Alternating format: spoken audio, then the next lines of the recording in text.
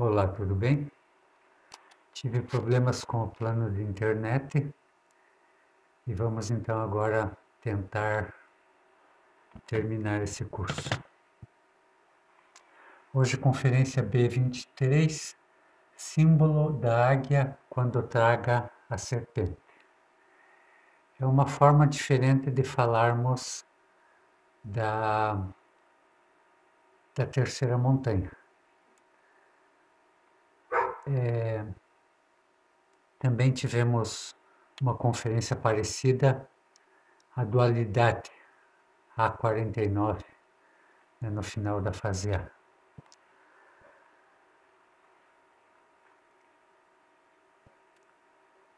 Bem, temos falado bastante sobre o Kundalini, sobre o poder serpentino anular que se desenvolve maravilhosamente na medula espinhal de todo tântrico branco, aquele que pratica magia sexual branca. Porém, ninguém poderia gozar dos poderes da serpente luminosa sem antes ter sido devorado pela mesma. Despertar o Kundalini não é tudo. Não somente necessitamos despertar a serpente, mas temos que ser tragados pela serpente. A Divina Mãe Kundalini necessita devorar os corpos existenciais do ser, porém, para que ela possa fazer isso, todos os corpos devem haver sido transformados em ouro puro, porque ela não traga nada imundo. Então, na primeira montanha, são os corpos de fogo, então são considerados imundos pela nossa Divina Mãe Kundalini, que para que ela possa tragar esses corpos, eles devem ser corpos de ouro puro, ou seja, os corpos de ouro da segunda montanha.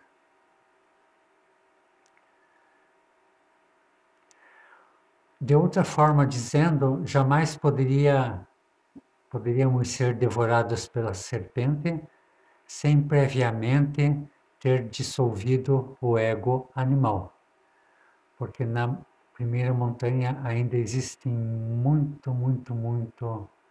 muitos defeitos psicológicos e muitos interesses nossos próprios. Quem dissolve o ego é tragado pela serpente. Aquele que é tragado pela serpente se converte em serpente. O símbolo da águia tragando a serpente representa então os 3 trabalhos que o Cristo terá que fazer na terceira montanha. Bem, então, digamos que estávamos no absoluto. O absoluto onde existe uma só lei, a lei do amor. Então toda a mônada, toda a essência, toda a chispa, ela é vomitada do absoluto. Se diz esotericamente vomitada. Então se forma o positivo. Se forma o positivo. Mas para que possa haver criação, o positivo tem que se desdobrar no negativo. Deus, como Pai, o positivo, é amor. Deus, como Mãe, o negativo, Deus como Pai, o positivo, é sabedoria. Deus como Mãe, o negativo, é amor.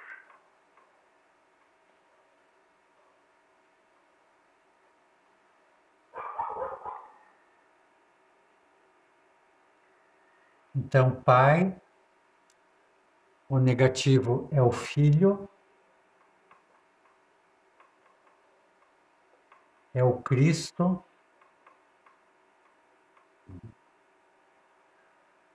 o Filho do Homem é o Cristo, e é também a Divina Mãe.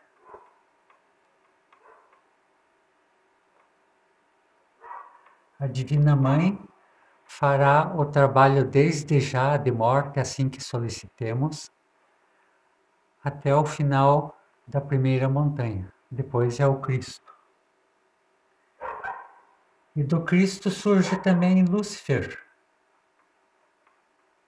que é o treinador psicológico, nosso treinador psicológico. São partes divinas de nosso ser, todas elas. E para que possa haver criação, há que se formar também o Espírito Santo, que é a energia. Sem a energia criadora sexual, nada se pode criar. Então, que é o Espírito Santo. Pai, Filho e Espírito Santo. Uma, duas, três leis. Depois vai se desdobrando, sempre multiplicando por 2. 6 leis, 12, 24, 48, que é o nosso corpo físico. E aí, quando entramos nos mundos infernais, vai se desdobrando, se dividindo em uma quantidade interminável de leis. Agora temos que reverter o processo. Nossa escola, nosso ensinamento é um ensinamento que ensina o despertar da consciência, o nosso autoconhecimento, o retorno ao absoluto. Então temos que ir reintegrando novamente as partes do ser, para que possamos ficar apenas numa lei e sermos tragados pelo absoluto. Bom, então eu falei que o símbolo da águia representa os 3 trabalhos do Cristo na terceira montanha. Então agora vamos falar esses 3 trabalhos, quais são? Os 3 passos do Cristo, na verdade no final da segunda montanha e na terceira montanha. Então no final da segunda montanha, logo que morrem todos os eus causas eliminados pelo Cristo, fica o mestre convertido em homem serpente. Foi tragado pela serpente. A serpente de fogo, o Cristo, deve unir-se ao Espírito Santo, convertendo-se assim num Elohim.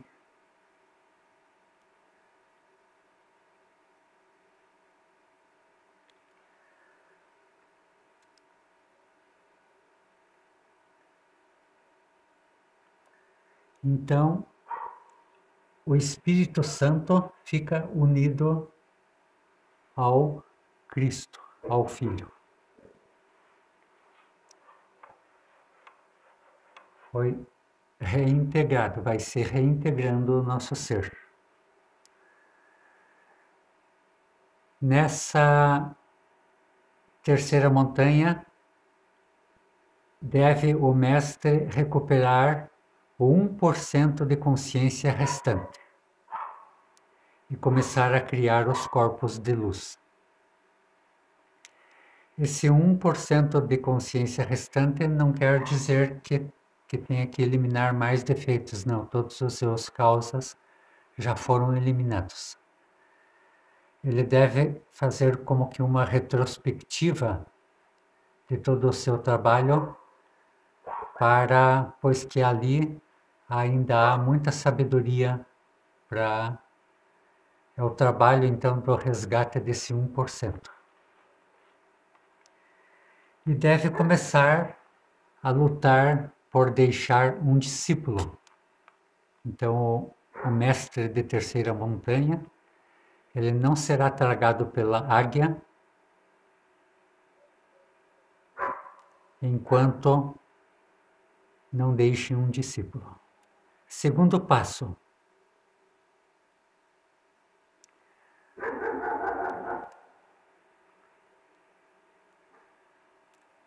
Você tem que recolher a serpente para formar o ó do espírito. Então a serpente, ela deve engolir a si própria, engolir sua cauda, formando o ó do espírito.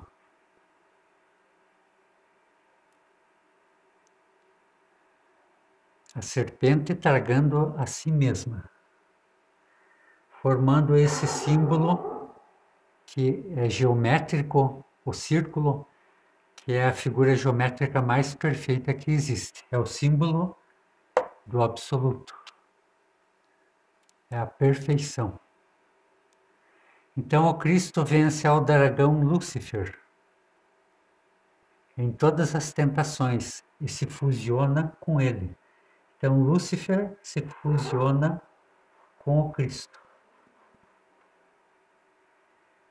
formando o ó do Espírito. E a Divina Mãe também.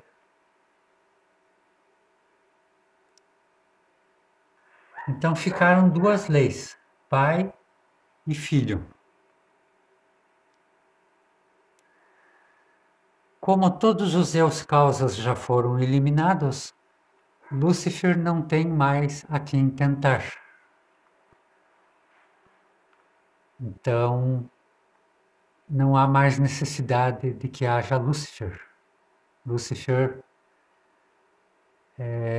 terminou os seus trabalhos. Então, nas Sagradas Escrituras, na Bíblia, então, tem os relatos lá de Jesus, o grande Cristo daquela época, que ele foi tentado no deserto por Satã, né, seu Lúcifer. Lúcifer falou para o Cristo Itababo, se não me engano,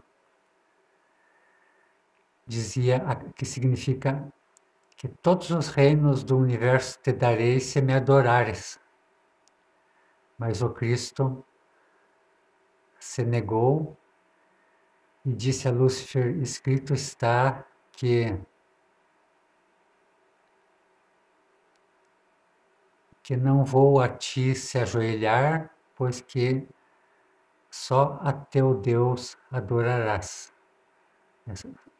Lúcifer só ao Cristo adorarás. Tem um outro relato do mestre Samael, quando ele passou por esta última tentação, que Lúcifer apareceu ao mestre Samael com era uma figura feminina belíssima, extraordinariamente bela. E o mestre Samael falou a seu Lúcifer: não adianta mais seus esforços, pois a mim não me engana mais, não me enganas mais. Não consegue mais me fazer cair em tentação. E aí Lúcifer fica sem ofício, e aí se reincorpora, né, com o Cristo. Este então é o segundo passo. E o terceiro passo é este Cristo, Lúcifer, o Filho, é devorado pela águia, pelo Pai. E assim se converte em serpente emplumada.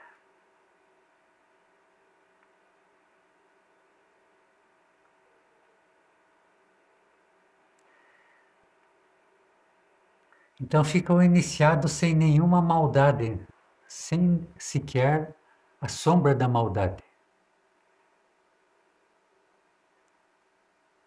Então, o Logos, o primeiro Logos, o Pai, traga o amor e fica convertido numa sabedoria solamente.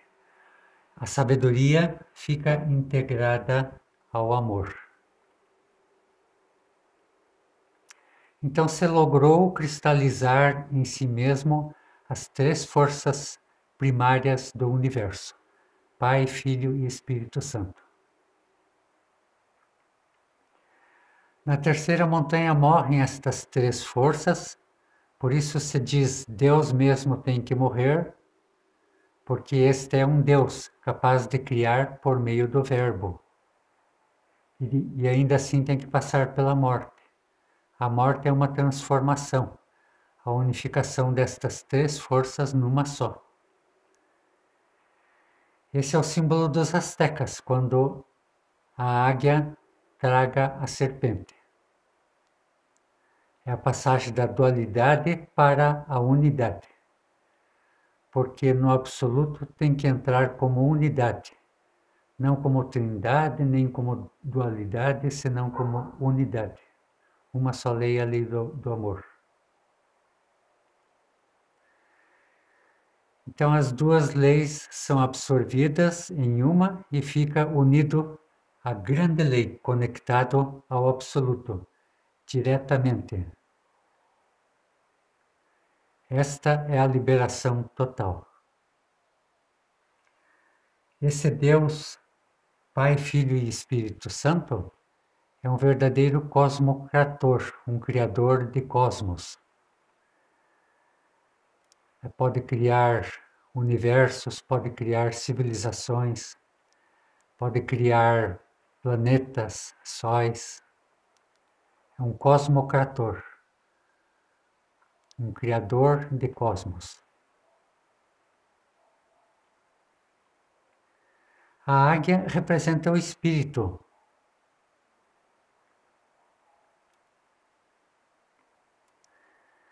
E quando esta águia traga a serpente, então nos convertemos em serpentes emplumadas, em um Quetzalcoatl, e a obra fica realizada. Quetzalcoatl foi o Cristo mexicano.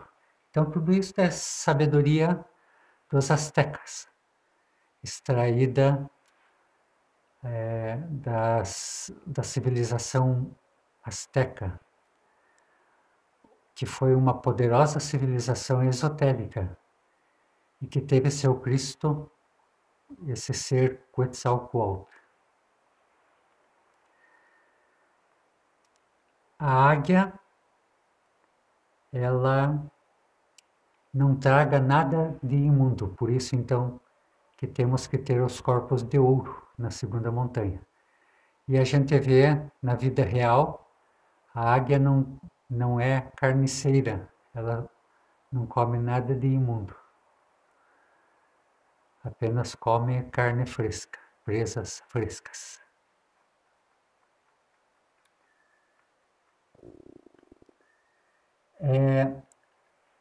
Esse ser que se tornou um homem absoluto, um verdadeiro sol, um sistema solar, ele pode ingressar no absoluto definitivamente, se eu quiser. E pode sair, entrar à vontade, porque ele se tornou um homem absoluto. Então, primeiro temos que nos tornarmos homens verdadeiros, depois em super-homens e finalmente em homens absolutos. Bom, esta então é a conferência de hoje. Só mais alguma coisinha. Essa águia, ela aparece na simbologia sentada num cactus cheio de espinhos, simbolizando que o caminho é espinhoso, é pedregoso, mas que no final nos fornece muitos méritos,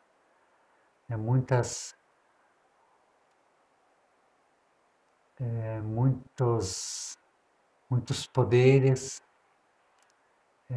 muitos benefícios, faculdades extraordinárias.